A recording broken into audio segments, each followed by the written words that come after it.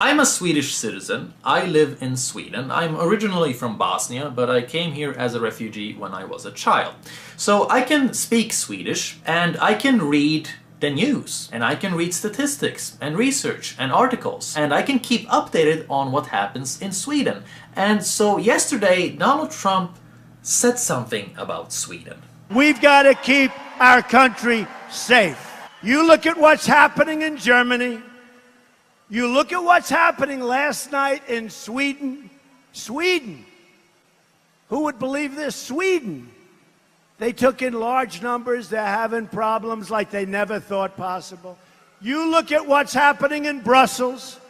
You look at what's happening all over the world. Take a look at Nice. So what really happened last night in Sweden?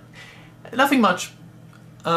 We have the whole Melody Festival thing, which is kind of a disaster. I mean, for your ears, it's really bad music, but it's not really a political disaster. So nothing special happened last night in Sweden. However, for the past year or so, we've basically been importing rape. Donald Trump is not wrong about Sweden. This huge influx of migrants has been causing quite some problems. Sex crimes have increased severely. Bathhouses and music festivals, I mean, the reports for sex crimes on those have gone up by a lot. And in 80% of sex crime cases pertaining to bathhouses, this is the official police report, 80% of the perpetrators were newly arrived migrants. I mean, we're talking about grown migrants being put in the same schools as 13-year-old girls. The results are always the same. There's molestations, there's rape attempts, there's sexual harassment. It's crazy. What's happening in Sweden is nothing short of crazy. The psych ward has been shitty for years, but it's even worse now. If you call them and ask for a shrink, you have to wait 6 months. Or maybe you just won't get one at all. If you ask for conversation therapy or cognitive behavior therapy, you're likely to just get denied. I mean, they're gonna tell you that, oh, you don't need that, but the real reason is the lack of resources. The state health department actually came out and said that hospitals, psych wards, and the dental care cannot operate properly due to the huge amount of migrants putting a pressure on the systems. And don't even get me started on the housing crisis. Before the refugee crisis even started, we needed to build apartments the size of a new Stockholm in order to accommodate everyone. And then we imported like 100,000, 150,000 refugees. Hasn't gotten better since then. I mean, the new norm nowadays is that if you're a student, you're gonna live with your parents for many years. You're not gonna have your own place. The waiting list in Stockholm is 20 years. The prices for housing is going up. I mean, I could just list shit after shit. I shouldn't have to. I live here. I can read Swedish. You can watch my videos and find out for yourself. They all have sources in the video description. The reason I make videos about my country is to improve my country, because unless we highlight the negatives, we can't change the negatives. Nothing is gonna get better if we just ignore problems and act like everything is fine. That's a recipe for disaster. And here's the thing. I'm not against immigration. I'm against the insanely irresponsible way that immigration has been done, both by the left and the right. If we keep up this irresponsible shit, nobody is gonna have any confidence whatsoever in immigration as an idea. Eventually. I don't see how this benefits immigration as a concept or immigrants as people. And don't give me that shit about Islamophobia, okay? I have a Muslim background. I don't have a problem with reasonable Muslims. I have a problem with shitty immigration policy. I have a problem with irresponsible politics and bad decisions by politicians. That's my problem. And now we're seeing these big media headlines about how Sweden has no clue what Trump is talking about, so he must just be a big old dummy.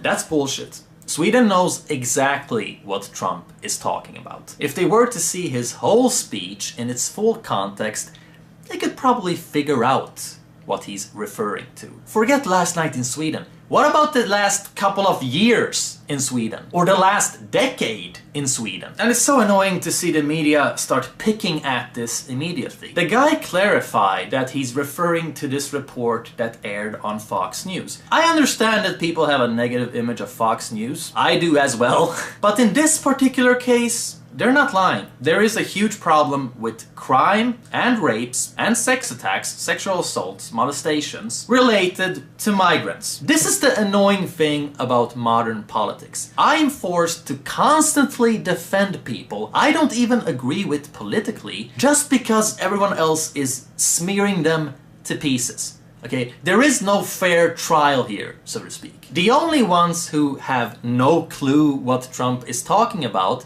are the politicians and journalists who don't live with these problems, because they don't live in the same reality as ordinary people. And the journalists, their entire job is to act like these problems don't even exist, because they don't want to benefit the evil nationalist party, which is ironically benefiting the evil nationalist party. I've said before that Sweden is what Tumblr would look like if it was a country. I still stand by that statement. We have big problems, okay? We're not the socialist utopia that our government wants to give off. And our problems directly stem from our terrible, terrible, shitty politicians. They're lying, conniving thieves. They hate the people. They hate the people. Both the left and the right. None of them is in any acceptable shape. They're even trying to make it into a big deal that a former prime minister dissed Trump on Twitter. I don't even know where to begin with this one. A recent study showed that 8 out of 10 Swedes don't trust politicians. They feel that they are disconnected from reality and are more interested in power than actually solving problems. So let's just let that be the testament here. We've allowed thousands and thousands of people into our country, and there was no way to vet those people. There was no documentation. There was no nothing. So we're going to keep our country safe. That's a good idea, and I think you should do that. Because Sweden didn't do that. Sweden felt it was racist to do age tests when we got so-called refugee children who looked like they're freaking 40 years old. And in one case, this even had a deadly outcome. I'm sick of this moronic idea that you're a racist because you like law and order. How can these people think it's inherently immigrant to not have ID papers?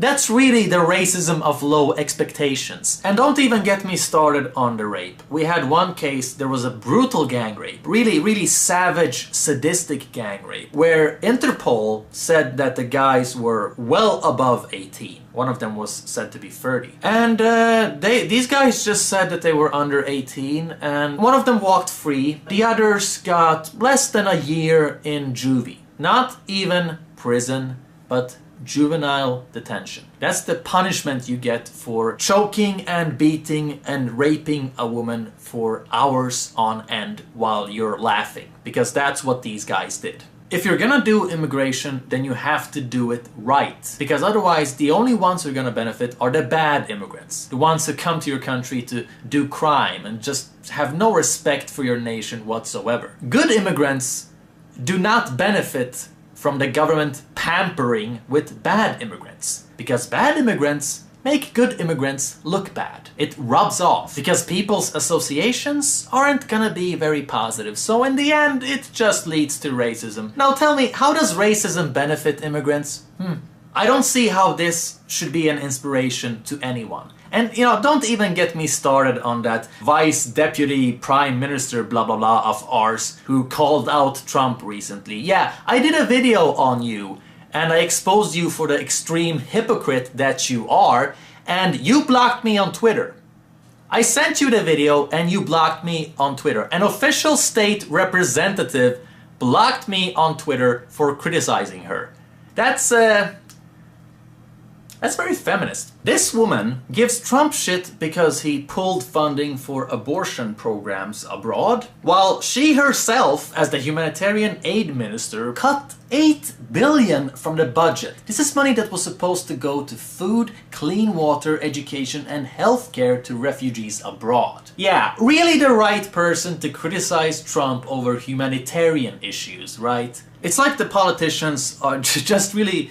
They just care about getting their big fat paycheck. They don't live in the same reality as ordinary people. They never have to experience the consequences of their decisions. They make sure to live far, far away from the multicultural dream that they try to push on everyone else. And it's just so tiresome. It's tiresome to see the journalists being in on this shit. They stopped auditing the power a long time ago.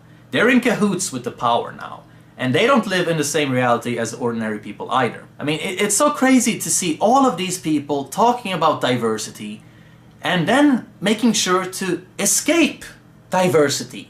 It's just amazing to me that the Swedish media is more concerned about the image of Sweden abroad than the reality of Sweden. They're more concerned about their freaking image than women being raped and dissipating welfare. Well, it deserves to be negative.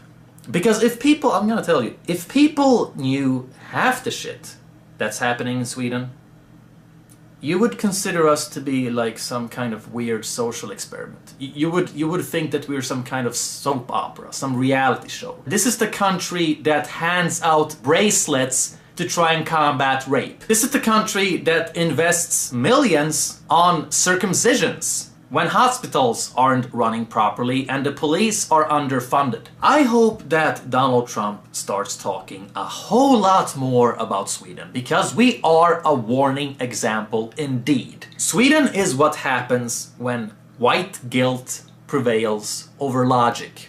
Sweden is what happens when you make political correctness the state religion.